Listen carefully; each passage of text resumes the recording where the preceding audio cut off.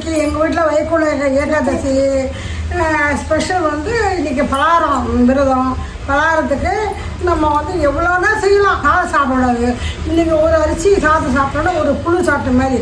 அதனால் வயசில் வந்து எதுவுமே சாப்பிட மாட்டாங்க. அது வந்து மாவாக அரைச்சி சாப்பிடலாம், இல்லையா வந்து உடைச்சி வறுத்து உடைச்சி சாப்பிடலாம். அப்போ அது விண்ணப்பாடு. இப்போ அது சாமிக்கு வந்து அது தோஷம் கிடையாது. அரிசியாக முழு அரிசி சாப்பிடக்கூடாது. அந்த அது வந்து தோஷங்கள். இன்றைக்கி உலகத்தில் எல்லாருமே ஏகாதசிக்கு நிறைய வெரைட்டி டிஃபன் செய்யலாம். எவ்வளோ செய்யலாம், சாப்பிட்றவங்க பொறுத்து இருக்குது. நிறைய சாப்பிட நிறைய செய்யலாம். ஒன்றுமே கம்மியாக செஞ்சு, ஏன்னா நமக்கு இப்போ வயசானது ரொம்ப டைஜஸ்ட் ஆகுது. நான் சிம்பிளாக செஞ்சுக்கிறோம். பாருங்கள், எங்கூட சிம்பிள் சாப்பாடு பாருங்கள். ஃபஸ்ட்டு அசோகா செஞ்சுக்கிறோம், அப்புறம் இட்லி செஞ்சுக்கிறோம், தோசை குட்டி தோசை, பொடி தோசை, பூரி செஞ்சுக்கிறோம், வடை செஞ்சுக்கிறோம்.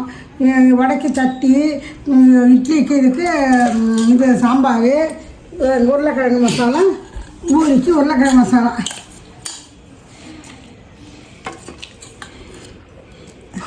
இது உருளைக்கிழங்கு மசாலா வந்து செஞ்சுக்கிறோம். நீங்கள் எல்லோரும் வாங்க எங்கள் வீட்டுக்கு, சாப்பிட்லாம்.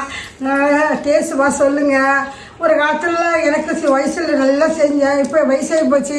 எனக்கு வந்து ஓடி ஓடி செய்ய முடியல. சிம்பிளாக செஞ்சுக்கிறேன். இதில் வந்து என்ன டிஃபன் நல்லா இருக்குது, என்ன பிடிச்சிருக்குன்னு கமெண்ட் பண்ணுங்கள். உங்களுக்கு நாங்கள் செஞ்சு வைக்கிறோம். எங்கள் வீட்டுக்கு வாங்க.